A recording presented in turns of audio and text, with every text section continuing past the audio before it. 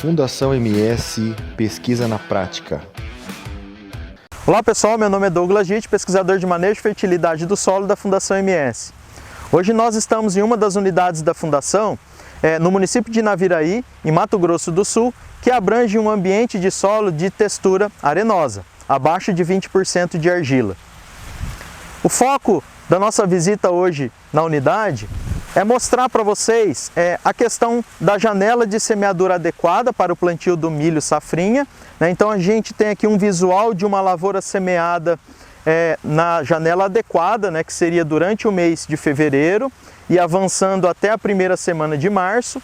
A média de produtividade do milho dentro dessa janela de plantio varia entre 110 e 120 sacos. Lembrando que essa unidade aqui, a qual a gente está conduzindo os trabalhos já há 2 anos, que seria a safrinha 2020 e a 2021, e a atual, a safrinha 2022, nós estamos no ambiente de solo a qual nós fizemos preparo de perfil. Então nós temos ausência de alumínio, alumínio trocável, e ausência de acidez de 0 a 40 centímetros de profundidade. Então esse daqui é um visual de lavoura semeado dentro da janela adequada. Agora nós vamos para outra área, a qual nós vamos entrar no experimento de rotação de culturas que abordam opções para os nossos produtores, alternativas ao milho semeado fora da janela adequada, que seria o milho da segunda quinzena de março e primeira quinzena de abril. Então pessoal, nós chegamos aqui no experimento de coberturas vegetais e ao lado nós temos o primeiro tratamento, que é o tratamento que nós semeamos o milho fora da janela adequada, que seria o milho de final de março e começo de abril. Durante a condução desse experimento, nós temos 2 cultivos de safrinha dentro dessa janela inadequada de plantio.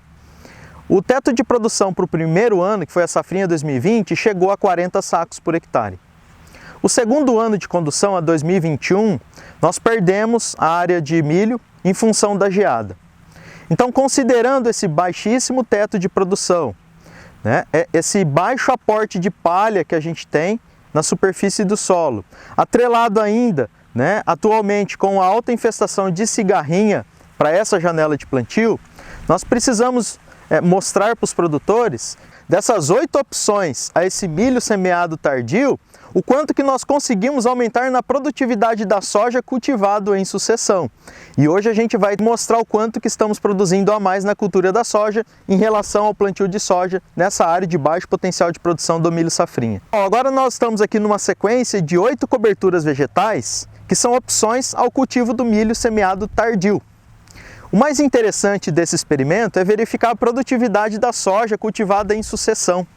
E o que mais nos chamou a atenção é que a partir do segundo ano, a qual nós cultivamos as alternativas ao milho safrinha, nós chegamos a opções que produziram 35% a mais da cultura da soja em relação à soja cultivada em cima do milho safrinha semeado tardio. Então pessoal, nós temos alternativas, são alternativas sustentáveis, que melhoram a cobertura de solo, melhoram a física de solo e a parte biológica. Então nós estamos aqui ao lado de uma delas, que é o cultivo da braquiária, cultivar piatã semeado com 8 kg por hectare de sementes, com VC de 80, seria uma boa opção.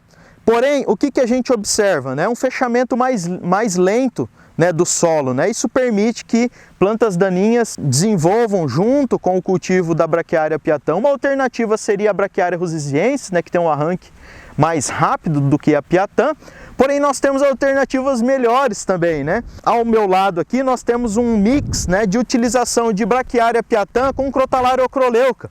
Então note como que o desenvolvimento desse tratamento é maior, em função da crotalária ocroleuca, que tem um bom desenvolvimento, e ela casou muito bem com o cultivo da braquiária piatã em consórcio. E agora a gente vai ver mais algumas outras. Então, como vocês podem ver, nós também tivemos um bom fechamento de linha com esse mix da crotalária spectabilis, junto com a braquiária piatã. Na sequência, nós temos o cultivo do milheto, também uma ótima gramínea para o cultivo de outono e inverno, né? Uma boa produção de massa no sistema de produção, porém ele perde em relação à braquiária no sentido de cobertura de solo, né? Então a avaliação próxima à semeadura da soja, que é aquela avaliação 5 dias antes da semeadura, nós observamos que a produção de matéria seca das braquiárias são maiores em relação ao cultivo do milheto, tá? Então nós temos essa vantagem em relação à braquiária quando a gente utiliza o milheto, mas também um bom aporte aí de palha, né, uma boa cobertura de solo, né, e uma cobertura vegetal excelente no sentido de trazer potássio de camadas subsuperficiais para a superfície para a utilização no sistema de produção. Na sequência, nós temos uma cobertura de outono e inverno muito interessante para essa região, né, que é o cultivo de aveia. Nesse caso aqui nós estamos com o cultivo da aveia branca, em cultivo com o nabo forrageiro.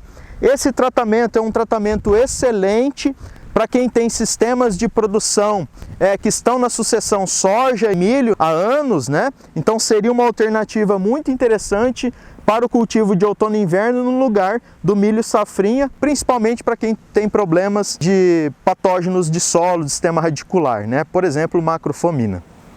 Na sequência, pessoal, nós temos duas culturas que estão tomando destaque atualmente no Mato Grosso do Sul, né, que é o cultivo do sorgo granífero, também como uma boa opção, e também aqui ao lado nós temos o cultivo de sorgo forrageiro, uma planta com um excelente desenvolvimento do sistema radicular, né, um bom aporte de palha no sistema de produção. Então, pessoal, acabamos de ver aí 8 opções, né, de coberturas vegetais para alternativa do milho semeado tardiamente, e todas essas opções, pessoal, aumentam a produtividade da cultura da soja cultivada em sucessão. Então, o fato de termos melhoria, né, alternância das culturas no sistema de produção, né, isso envolve melhorias na atividade biológica, na questão química e física do solo, né, e tudo isso traz sustentabilidade ao sistema como um todo.